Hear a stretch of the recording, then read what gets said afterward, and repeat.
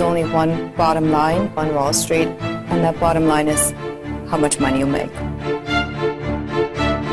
Whatever your background was, it's can you make money, can you contribute to profitable ideas? It's like being in a foxhole all day long with your enemies. I've seen many people come close to blows over a transaction. Greed is ugly. Make as much money as you can so that you can get out of there before it turns you to the dark side.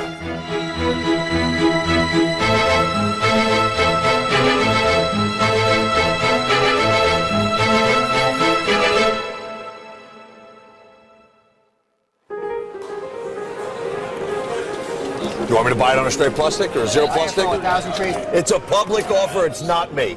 Okay? So stop pulling my chain. If you weren't around, who would I make fun of? Well, I need you. you need me. Hey, You think it's easy to make money in this business? there is no limit for you, huh? What do you need? 90 bid, 10,000. Sold. What am I taking? BK. How you spell that? You're a very funny guy. I try my best. I think Wall Street gets a bad name. I think people think that it's a bunch of stuffed shirts with master's degrees in finance and MBAs from Wharton and Harvard, and forget about it. I mean, there are real people down here with real emotions and real passion. Floor traders, basically, they usually have some kind of headpiece on, like I do. So the earpiece is just to communicate with my booth to let them know what I'm doing or what I should be doing. That's the mind behind the puppet. That's the one that's pulling my strings, basically. Those are mostly option booths right there. All the way at the top in the middle, that's an equity firm. And then South Balcony, that one is an equity and option firm. It does both. When they call me with my orders, they tell me what I'm getting, comes through my handheld, electronic device that I have, and I run around executing orders. Sometimes I have to leave them with the specialists who watch it for me because I have so many that I have to do.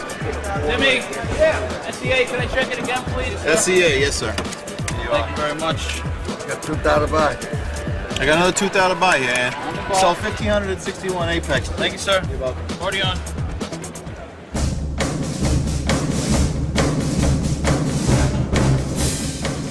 Most people don't understand what I do. Most people don't understand what a hedge fund is. I mean, when I lived down in Florida, I said I run a hedge fund. They thought I was in landscaping. You know, that's not even a joke. Traders, we're trying to figure out the future. I mean, this is the last undiscovered mystery on Earth. Traders are no better than 100 years ago. You know, I mean, we're still guessing where the market is going to be. Yeah, we have technical analysis. We have all these tools to try and figure out what's going on, but we don't know. It's the great race to try and figure out the unknown. That's what it's about. Today, my mom is coming over in a little bit to say hello and clean and replenish my water supplies. She's kind of my personal slave. May I come in? Hey, Mom. Hey, Timmy. How are you? How are you? Good. Hello. I come here once every 2 or 3 weeks to clean his room and to do his bathroom. And it gives me a chance to see him. He's still my baby. Can't help it. My only child. There you go. So I just come in. I just feel needed. I do my mommy thing. See, I make Timmy's bed, and at home my husband makes our bed. And I have my own cleaning lady, but somehow or another I became Timmy's cleaning lady. She cleans the apartment. She brings me food, water, does my laundry. My other roommate cooks for me. My mom's not that good of a cook. Well, today it took me 2.5 hours to get here. Some of my friends laugh at me. They can't believe that I go through this, but I enjoy it. You know, I don't really care what my friends think. I feel good that he has a clean bed in a clean bathroom. I don't have to worry about him for a few weeks, because mothers always worry about their sons. Oh, did he? All right, that explains something. That's interesting. I didn't have any clue of that. So look, what we do is analyze companies. That sounds pretty bad for those guys. Where public valuation is inefficient, you can go in there and find an opportunity to sell something that's overvalued or buy something that's undervalued. Was when it was the valuation of any company is best when it reflects the truth. If all you have is the company implying that things are great and things are growing, its stock is going to have a much higher valuation. I was out at the company. They said that they got the more Short sellers, they're a reality check sometimes to almost an exclusively bullish presentation by whether it be the companies themselves or the fee-hungry Wall Street analysts that promote them. So it's good to have some balance to that.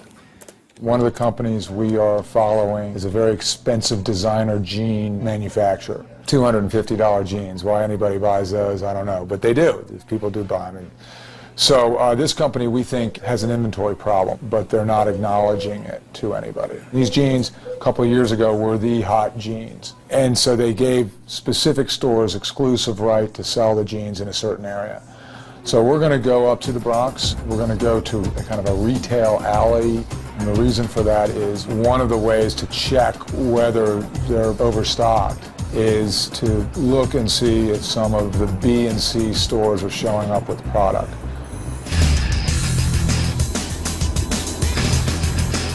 You're the person that we want out there. You know the difference between a good product and a bad product, and you're going to bring them in and get them right where you want them to be. That's your strength. And some of the guys that you've shown in so far have incredible potential. We want a guy that's young, aggressive, hungry, smart, and that hasn't lived through some of the market cycles that people over 30 have lived through. Why do you think that's important? Because they don't have any prejudices. We'd like to talk to anybody that feels they have a distinct edge in any kind of a market, whatever they base it on. Whether they base it on migratory routes of elephants that a legendary trader who's attracted legendary investors developed a program on. Say that again. What did he do? He developed a trading program based on migratory routes of elephants in Africa. What does that have to do with anything? Believe it or not, there's a pattern behind how they do what they do and where they go. And he found stocks that tend to follow that pattern. If he decides if the elephant goes too far to the right and it needs to come back to the left, he'll buy or sell a stock based on those patterns. Absolutely. It's true, it's incredible. I thought you were kidding. What it is market's trend. If you could identify that trend and stay with that trend until that trend changes, you could make an awful lot of money. I need a drink.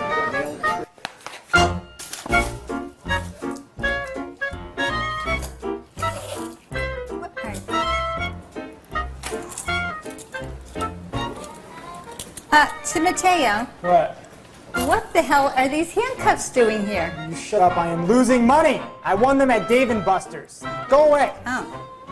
Leave me alone. I'm down $5 grand. Okay with the RS? Hey, Artie. You're on top of that ERS of the Midwest? There's a whole different language that's spoken on a trading floor. And everyone knows the language. Okay. Homie, what's here? Don't lie to me. Small and 91. What do you need to do? 2,500 shares. I'm a buyer. 90 top. 10 grand. I own it there. 90 So mine is tick. Offered at 1. There are correct ways to bid for a stock. There's correct ways to offer or sell a stock. And if you don't do it the right way, the person's not going to know what you're talking about. Can't sell it at 90 here. All right, I'll buy the stock away at 90. All right. And then I'll pay 91 for 7,000. Sold. What do I take? 3,090 is ATS. 91 stocks BK. How do you spell that? You know, it was old the 30th time you said it, okay? It's still funny. Yeah, you can drop it. Thank you. You're welcome. I love it. The Gecko. It's a blue shirt with a white collar, as popularized by Michael Douglas's character Gordon Gekko in the movie Wall Street. They go in and out of style, but everybody's got one in the back of their closet, as in, hey man, you gonna wear your gecko? We want you to be out there, get in sync with the investment community, and you are. You want to get that rhythm, you're nailing that rhythm, and you're going to bring us some of the biggest investors and some of the biggest managers on the planet. Because they're attracted to you naturally, and after the initial attraction, you have the follow-through, so it just gets done. Everybody's going to listen to you, so it's your platform, and you can do anything that you want to do. And the good thing about you is you don't take advantage of it.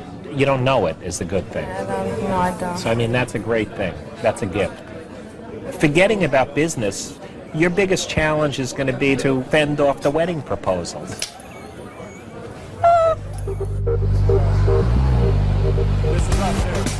Wall Street is paying a high valuation for the stock because it believes that this is a great company that's not just hit it big in last year's denim craze, but is going to have a long growth story.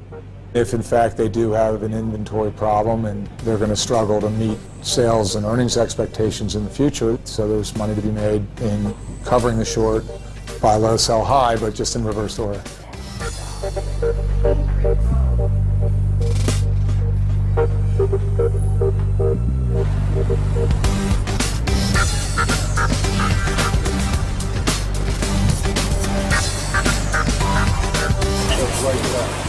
Right there, right in the window. Jeans of the make that we're looking at, front and center, right in the window. So, I'm gonna go check another store.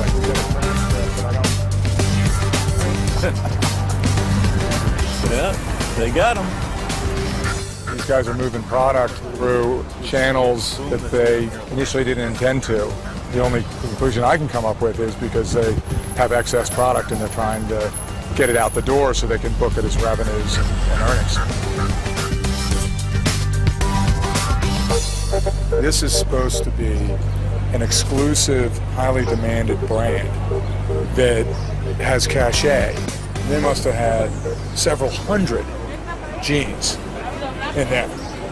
And that's just what's on display. Jeans and fashion are fads, and so the market shouldn't pay massive multiples for today's hip jean company. This was just a little piece of the puzzle that says the world is flooded with these $300 jeans, and we just saw, one example of that. Well, I work out of my apartment because I'm a cheap Jew. I can say that I am Jewish. People say, get an office and we'll give you money. And I say, no, give me money and then I'll get an office. Make it worth my while. I mean, this is a tax deduction. Timmy never ceases to amaze me, okay? And he's always been like this. I think he received about 12 or 13,000 from his bar mitzvah. I don't remember the exact amount, but I know he turned it into 900,000, maybe $1 million. I have complete confidence in Timmy. Not just because I'm his mother, and I'm not just saying that because I'm his mother. I'm not just saying that because I'm his mother. I don't think you'll ever lose money. All right, I believe you. You don't think I'll ever lose money?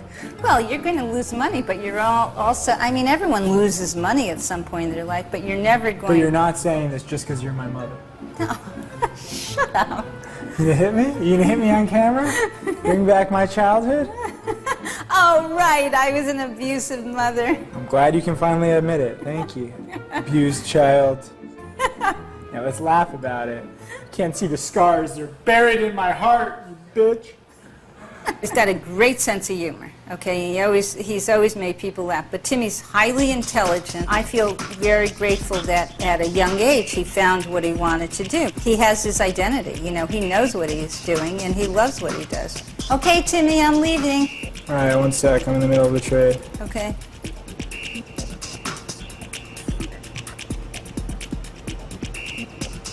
Okay, bye.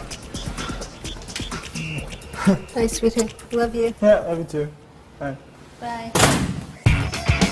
Today I'm going to meet with a hedge fund manager who was recommended to me by a friend. His name is Kevin Casey, and he runs a hedge fund that focuses primarily on value investments. He has had a great track record, but is still relatively small, and he would like to grow. Thank you. Can you tell me a little bit more about your background? In the summer of '02 is when I quit the job I was at. I thought stocks were cheap enough, and started a hedge fund. Had a mortgage the apartment. There were 1,000 stocks trading at 10p or less, and that was like the first time in 2 decades that they were that cheap.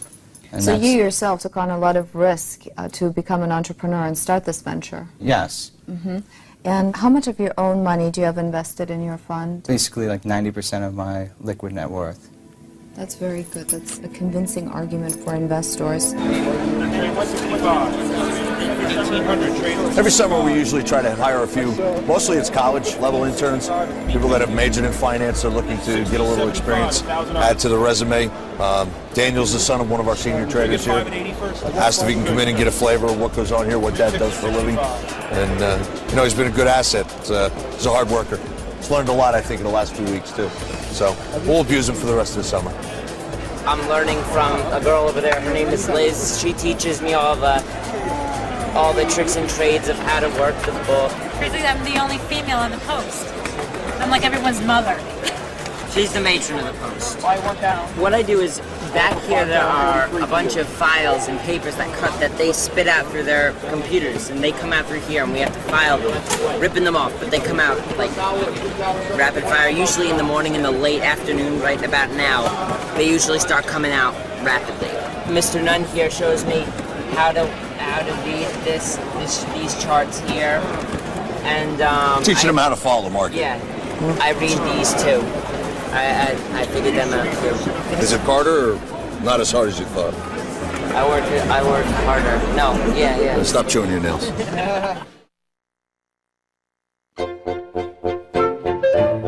I mean, if there's gold rush, and there's not really a lot of gold, you can still make a lot of money selling shovels.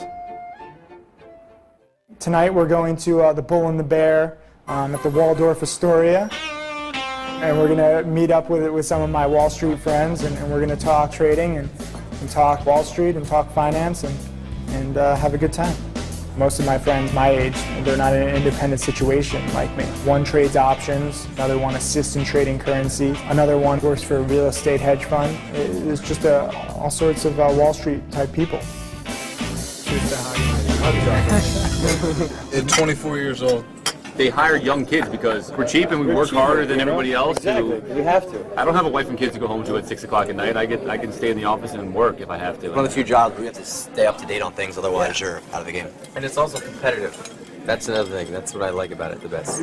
I like Wall Street because you can be against the grain and rebellious and make a lot of money if you do different things than other people do. Your adrenaline gets flowing, you know, in the morning and it doesn't stop until the market closes. And you look forward to going to work in the morning. Yeah, Unlike so right? Exactly. I mean, you look forward. You're like today I'm going to go to work. I'm going to make a lot of money. I bound out of bed when I know that maybe there's a $20 million loan closing that I originated.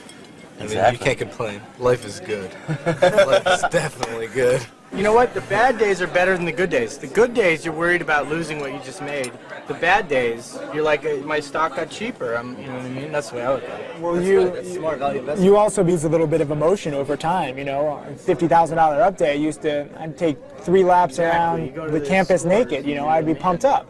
Now, $50,000, it's a good day, but it's all right. It's just a day. It's not your year. It's just a day. It's not like or $50,000 down. It's bad, but it's not a deal breaker. If I had $1 million up day or $1 million down day, then talk to me then.